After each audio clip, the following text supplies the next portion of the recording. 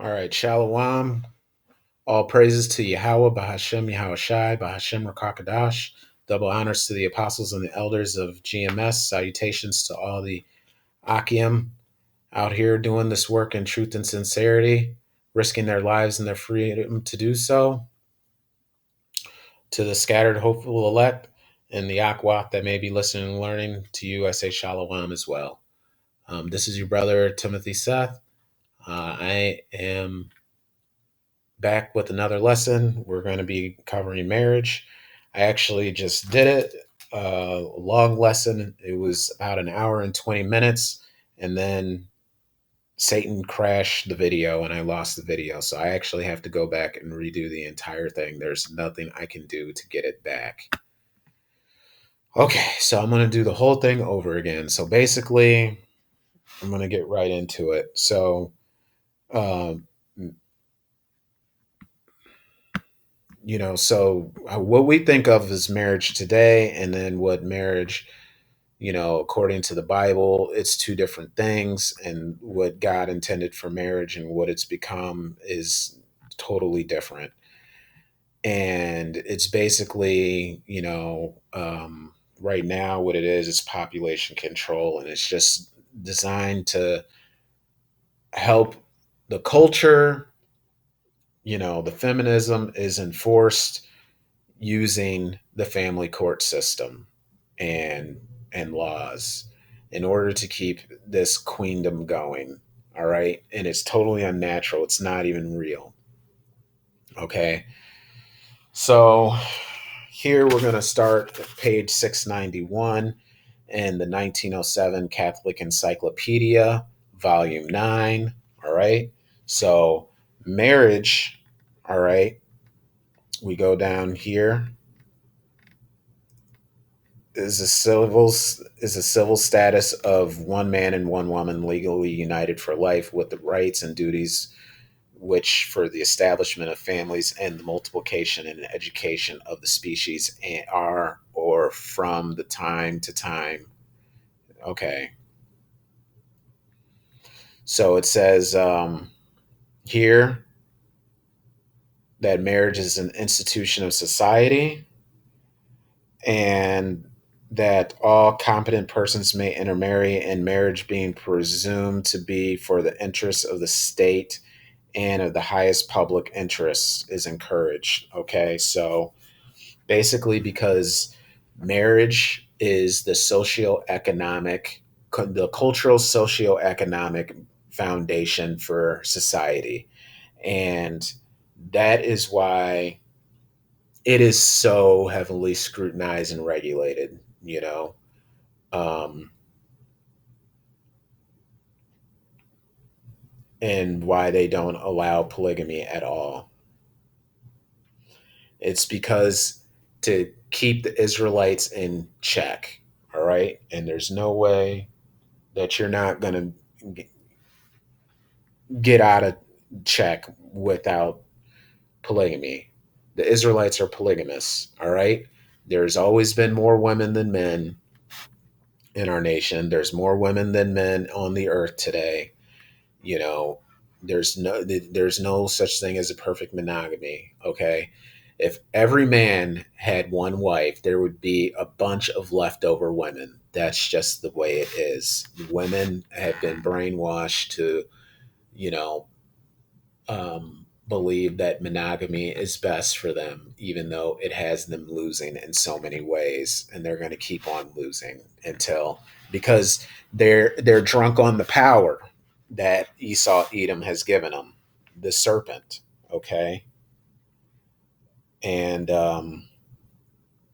so let's go down here.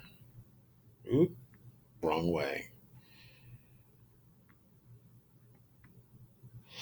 So the requirement of a license to marry was first brought into England by Lord Hardwicke's Marriage Act of 1753. Okay, and let's go up here. Wrong way.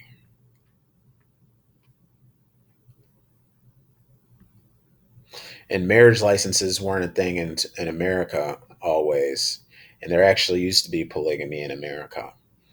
And the thing is, there were Israelites over here during the time, and Israelite men, we were able to have more than one woman. So we were getting the Edomite women and the Israelite women that were over here in colonial times, you know? And Esau is jealous because Jake is better with women. Women like Jacob better than Esau. And it's evident because, not that it was a sexual relationship, but, you know, um, Jacob and Esau, their mother liked Jacob better. You know, I just thought that was interesting. You know, and like help Jacob. Get the blessing, which he should have had because the Lord wanted him to have it. So that's why we do have it. Um. So here it says.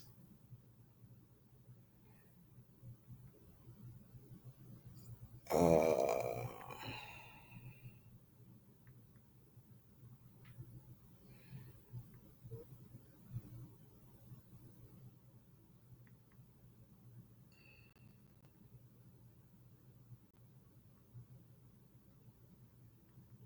okay, it says in some of the United.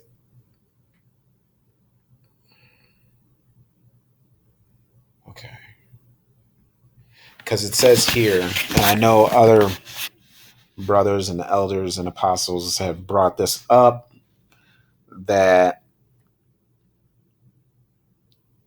you know white people was something that was created in uh, the like late 1600s in Virginia.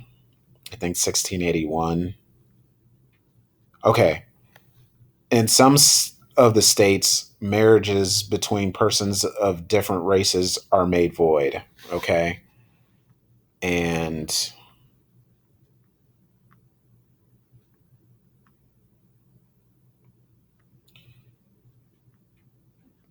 let's go down here.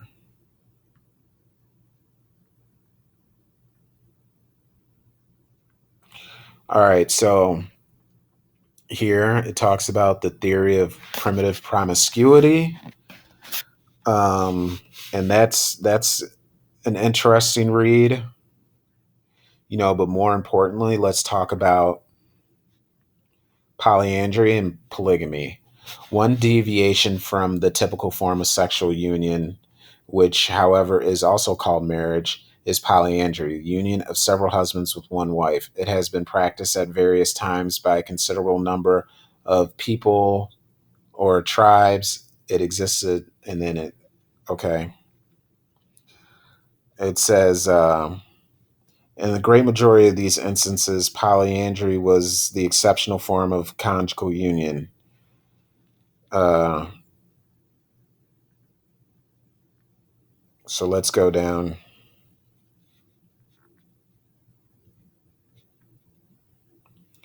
Polygamy, many marriages, or more correctly, polygamy, many wives, has been and is still much more common than polyandry. It existed among most of the ancient peoples known to history and occurs at present in some civilized nations and in the majority of savage tribes. And about the only important peoples of ancient times that showed little or no traces of it were the Greeks and Romans. Hold on to that because those were Edomite dominated civilizations. Nevertheless, concubinage, which may be regarded as a higher form of polygamy, or at least as near to pure monogamy, was for many centuries recognized by the customs and even by the legislation of these two nations. Okay.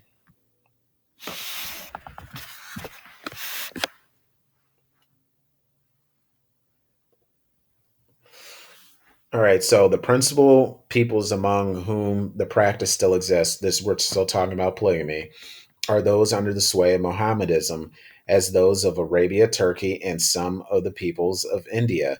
Now, listen to this: its chief home among uncivilized races in Africa.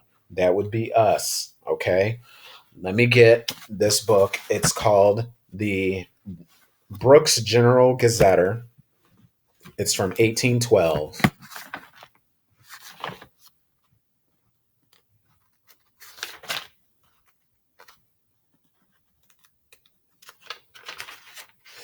All right. And it says, we go to Timbuktu in here.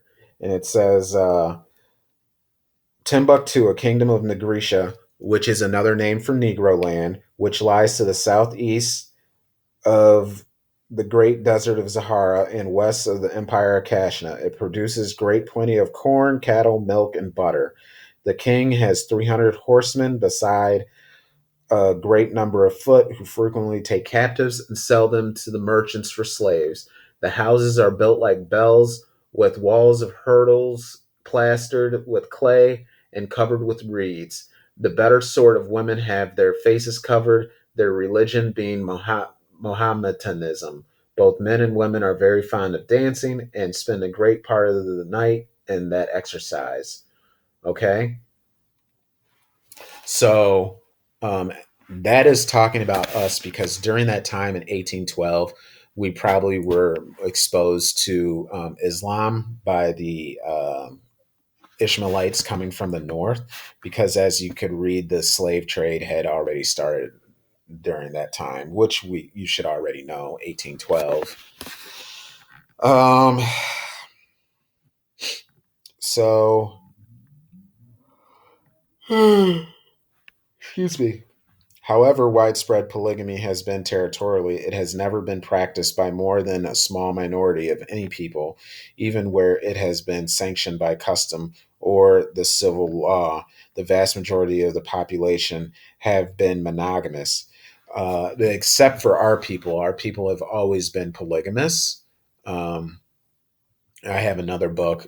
It's called Amongst the Igbos of Nigeria, and it talks about how, you know, our people preferred polygamy, and then I also have another book that's called Polygamy Reconsidered, and it talks about the polygamous nature of uh, the people throughout Africa, often Negro uh, ethnic groups, and it says.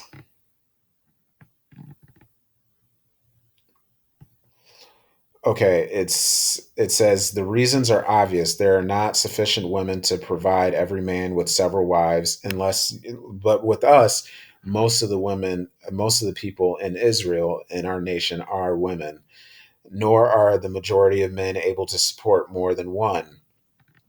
Okay, hence polygamous marriages are found for the most part among the kings, chiefs, strongmen, and rich men of the community, and its prevailing form seems to have been bigamy. Moreover, polygamous unions are as a rule modified in the direction of monogamy, inasmuch as one of the wives, usually the first married, occupies a higher place in the household than the others, or one of them is the favorite and has exceptional privileges of intercourse with the common husband. Okay. Among the principal causes of polygamy are the relative scarcity of males arising sometimes from numerous destructive wars. Um, so the transit, such as the transatlantic slave trade, such as slavery, such as Jim Crow, lynchings, the war on drugs, mass incarceration, those create a higher scarcity, the scarcity of males, and sometimes from an excess of female births. I wouldn't say that we haven't. I don't know if we have an issue with excess of female births. I would say that we just have a problem. You know the men are under attack. Excuse me. Arising sometimes and sometimes from an excess the unwill okay, it also says the unwillingness of the husband to remain continent when intercourse with one wife is undesirable or impossible, and unrestrained lustful cravings Still, another cause, or more properly, a condition, is a certain degree of economic advancement in a people and a certain amount of wealth accumulated by some individuals. In the rudest societies, polygamy is almost unknown because hunting and fishing are the chief means of livelihood, and female labor has not the value that attaches to it when a man's wives can be employed in tending flocks, cultivating fields, or exercising useful handicrafts. Okay, so basically, there was a lot put in there. So um,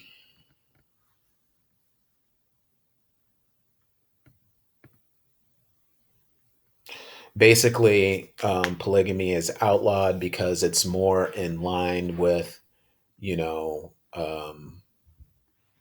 the the nature and the spirituality of the Israelites, and not so much with the Edomites. So if you go to, and it's to, you know, it's to block our economic advancement and um, acquisition of wealth and wealth retention, and to pass on our wealth. And that is why there's so much feminism. That is why there's so much, why they insist on monogamy, and why the family courts and the culture is set up the way it is. The United States, okay, is an antichrist system, all right, because polygamy is completely biblical, and I'm going to get that. Hold on.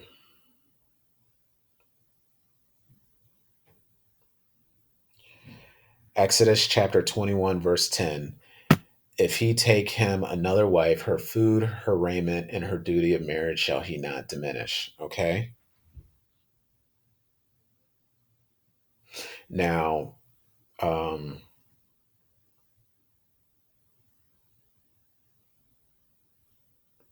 let's go to this. Genesis chapter 25, verse 27.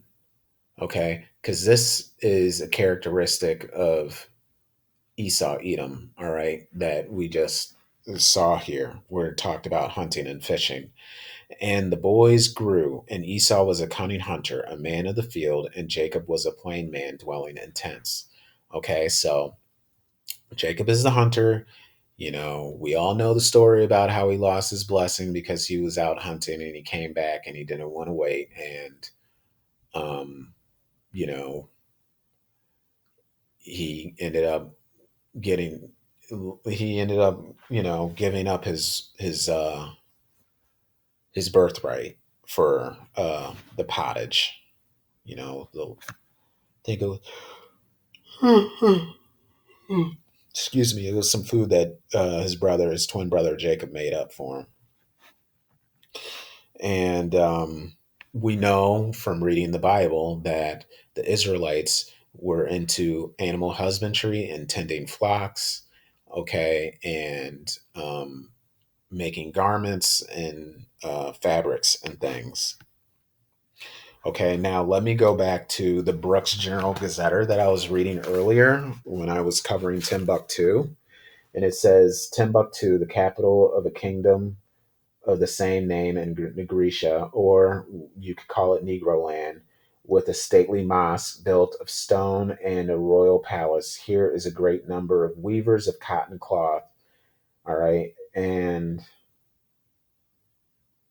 hither the cloth and other merchandise are brought by caravans from Barbary. Okay. So there you see that the, you know, how the female labor, and um and like for the house of Jacob, would be highly desirable, and a necessity. Whereas, and then also you'd be able to support and feed on, clothe all those women with the children that you would produce with those women. But if you don't live in an area where, you could do that, like Esau, was into like the more of hunting and things of that nature, then and his his sexual prowess isn't as high, okay, then um you wouldn't want so many women. And plus, oh, let me also tell you what's the issue with Esau.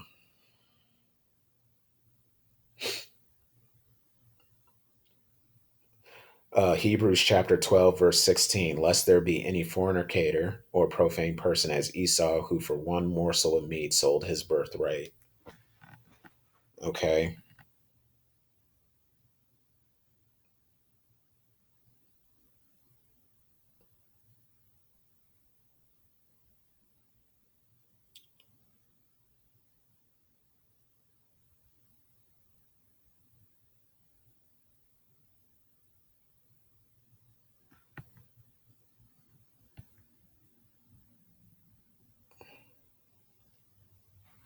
All right. So it says, and sometimes from an excess of female births, the unwillingness of the husband to remain continent when intercourse with one wife is undesirable or impossible, and unrestrained lustful cravings. Still, another cause, or more properly, a condition, is a certain degree of economic advancement in a people and a certain amount of wealth accumulated by some individuals. So, yeah, you know, okay. So it says, before the pastoral stage of industry has been reached, scarcely any man can afford to support several women.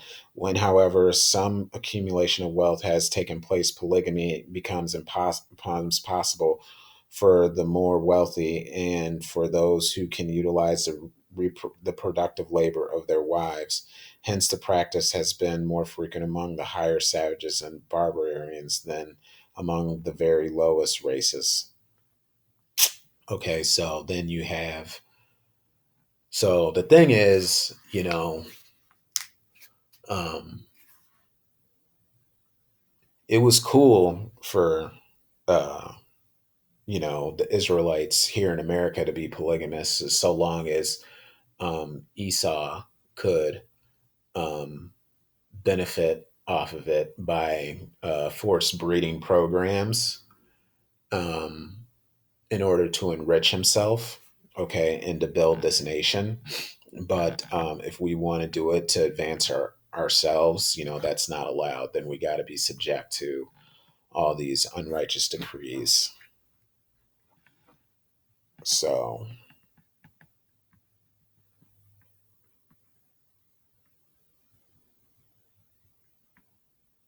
so here it says,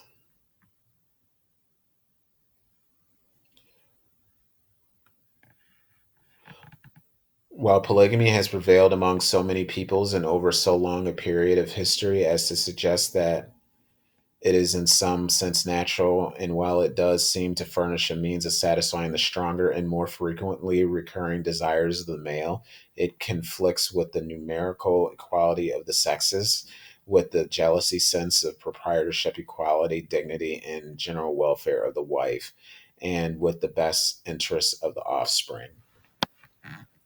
That's what they're saying. The thing is, Esau does not like polygamy because. You, it allows people to be self-sufficient, and to pass down wealth, and then he won't be able to, it'll be impossible to introduce his these new liberal satanic ideologies that are constantly being forced on humanity, on our people in particular. Okay, because you'll have your own fields, you'll have your own property,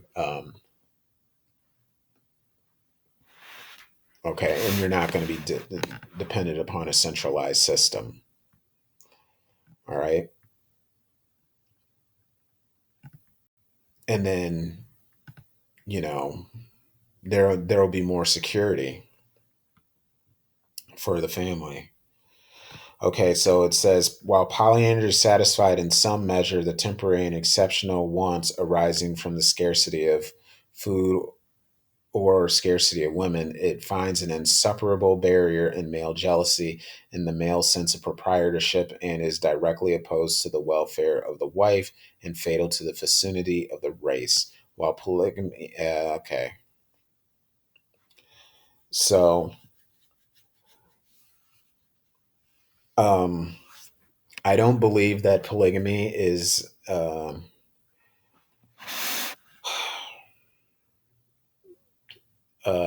like it. I don't believe that it conflicts. It keeps the woman from having dignity.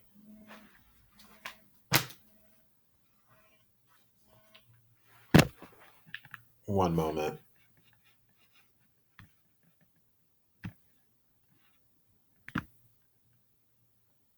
All right, sorry about that. Um, but so it says here that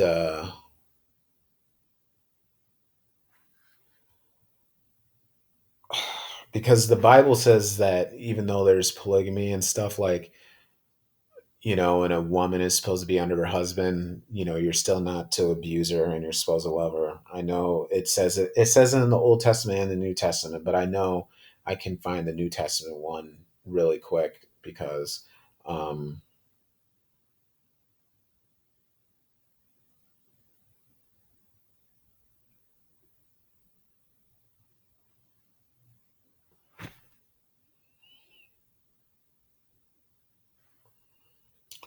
Ephesians chapter 5 verse 25.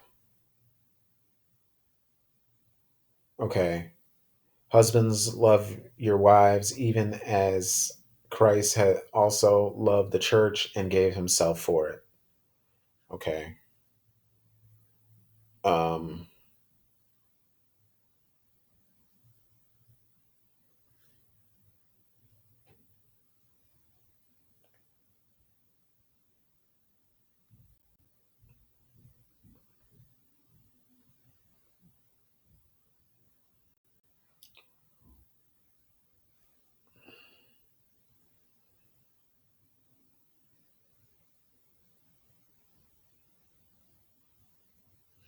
Exodus chapter 21, verse 8.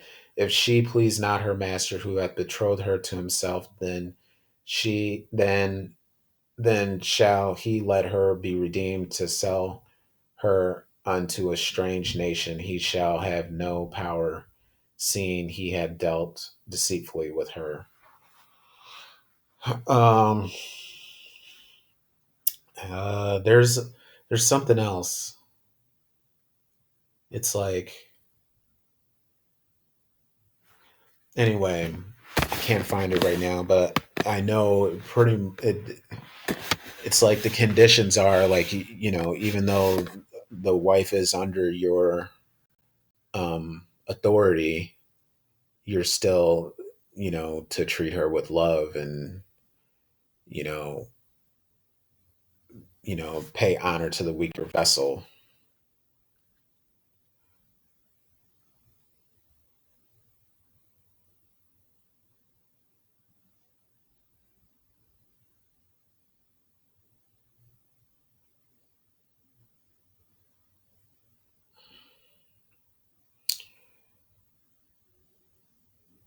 um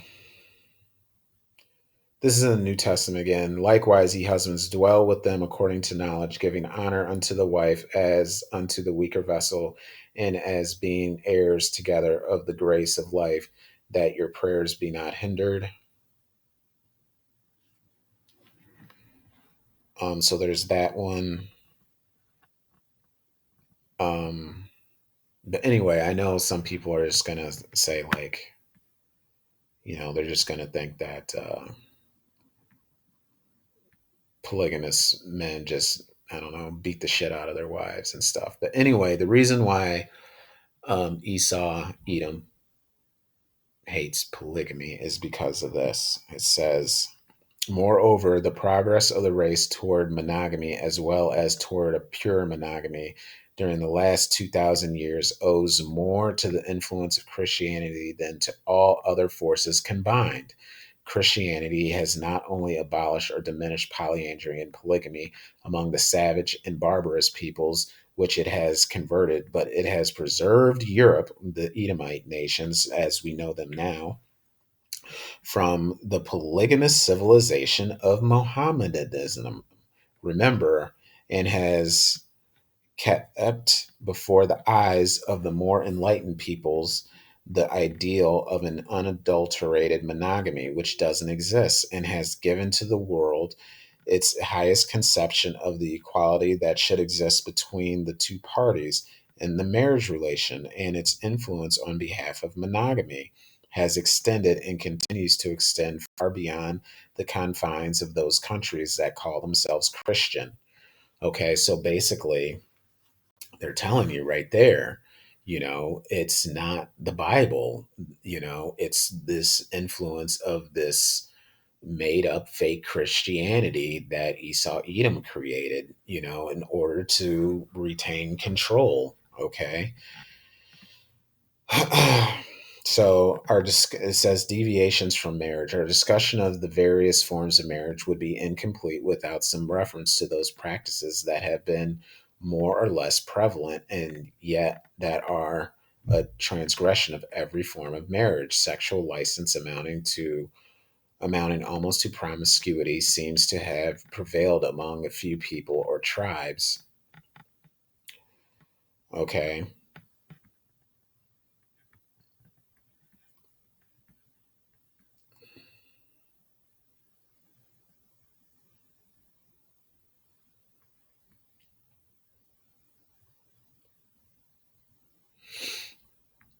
Okay. So here they hold up concubinage as being better than polygamy because they try to make it out to be like they're these humanitarians on one end, but then you really find out it's because of they know that if there's polygamy, then um, they know that their rulership is in danger. You think that they care more about women being treated fairly or equally, or you think they care more about being in charge? Common sense would tell you it's the latter of the two. All right, so concubinage, the practice of forming a somewhat enduring union with some other woman than the wife, or such union between two unmarried persons, has prevailed to some extent among most people, even among some that had attained a high degree of civilization, uh, as the Greeks and Romans. Okay, so it says, in a word, okay. In a word, fornication and adultery have been sufficiently common at all stages of the world's history and among almost all peoples to arouse the anxiety of the moralists, the statesmen, and the sociologists, owing to the growth of cities, the changed relations between the sexes in social and industrial life, the decay of religion, and the relaxation of parental control, these evils have increased. Verily, uh, very greatly within the last 100 years, the extent to which prostitution and venereal diseases are sapping the mental, moral, and physical health of the nations is of itself abundant proof that the strict and lofty standards of purity set up by the Catholic Church, both within and without the marriage relation, constitute the only adequate safeguard of society. No, that's not true. The thing is, what should happen is people these people are not to be in rulership. Okay, they are the wicked. All right. Let me get some. Okay. um because I some so it a couple Bible verses popped into my head. Isaiah chapter 10 verse 1. Woe unto them that decree unrighteous decrees and that write grievousness which they have prescribed. Okay. And then there's, hold on.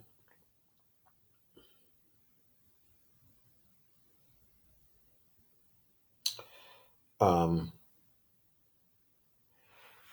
they that see, Isaiah chapter 14, verse 16, they that see thee shall narrowly look upon thee and consider thee, saying, is this the man that made the earth to tremble, that did shake kingdoms?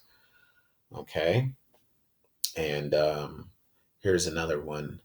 Um,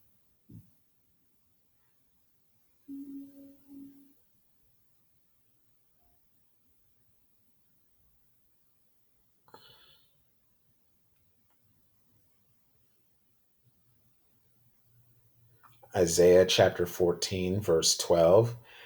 How art thou fallen from heaven, O Lucifer, son of the morning? How art thou cut to the ground, which didst weaken the nations?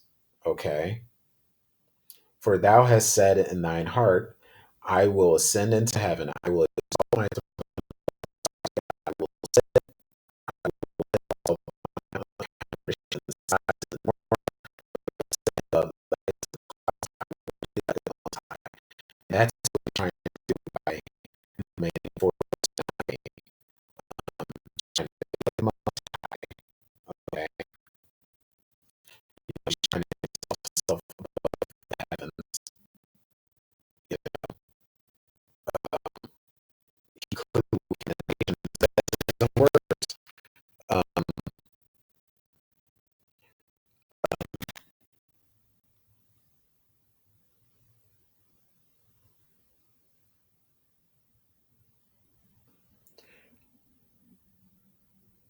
they should make their own tongue. Psalm 64 and 8. So they shall make their own tongue to fall upon themselves. All that see them shall flee away. You know, he told on himself. And so much you can read this. There's so much double speak in this, but you can see, you know, what he's all about. You know that we're the Israelites. You know that they're the Edomites. Okay. He's the hunter. Okay. Genesis chapter 25. Okay. He's the hunter. He's a man of the field. Jacob's a plain man dwelling in tents. Jacob, Jacob and his people, his descendants, they were into animal husbandry. Okay. Um, and cultivating crops and things, you know, that's what's going on. All right. And they're saying, look, they say both with, okay, the lofty standards of purity set up by the Catholic Church, you know, um, because they know that monogamy shit don't work for real. Monogamy stuff. Excuse my French. Okay, so what's another one I thought of? Um,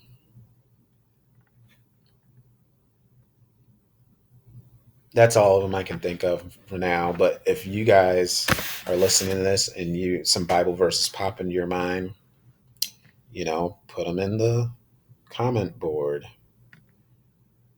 Okay, so here it says divorce. This is a modification of monogamy that seems to be no less opposed to its spirit than polygamy, than polyandry or polygamy or adultery. You know, that's ridiculous. Polygamy is on the same level with polyandry and adultery when the Bible clearly says that a man can have more than one wife. And there's clearly examples of um, men in the Bible having more than one wife. Okay.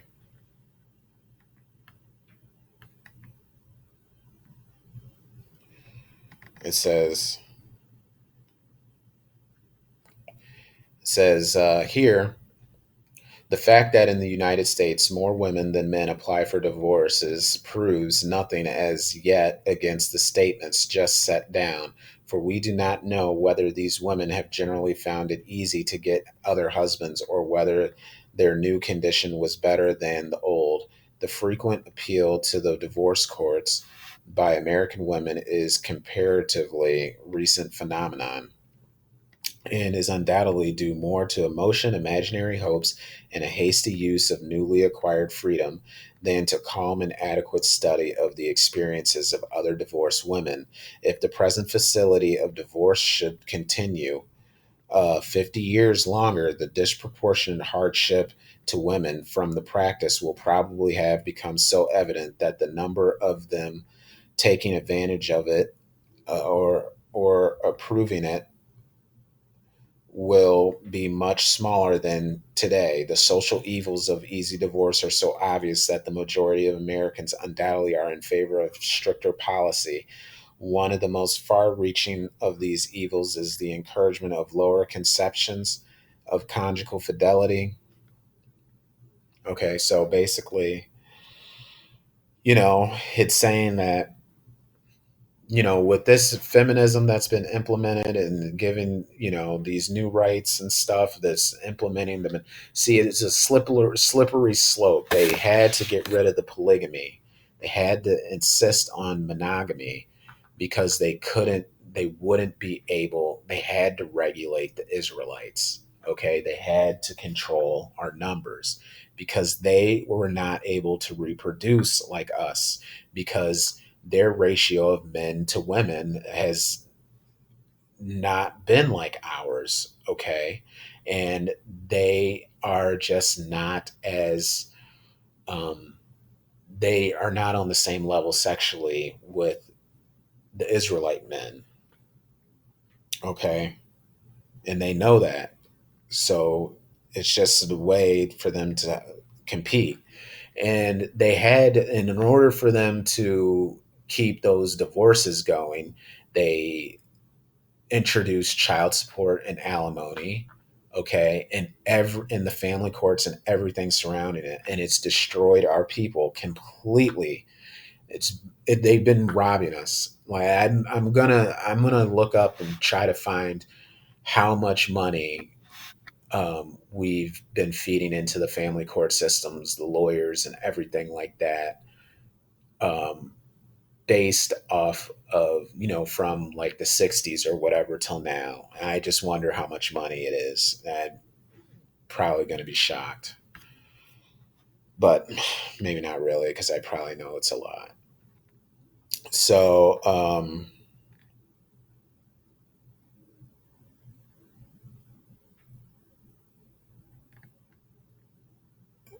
let's see.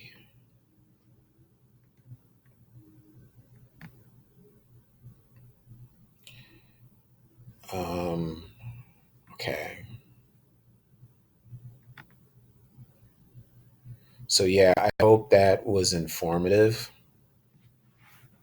I hope you guys took something from it. um, I hope this helps break down some of the lies of the enemy. I think I'm going to stop there. I'm going to do abstention from marriage and talk about marriage as a ceremony or contract in another video. But I just wanted to read all that to you guys. Um, and with that, I'm going to say, uh, shalom. Till next time.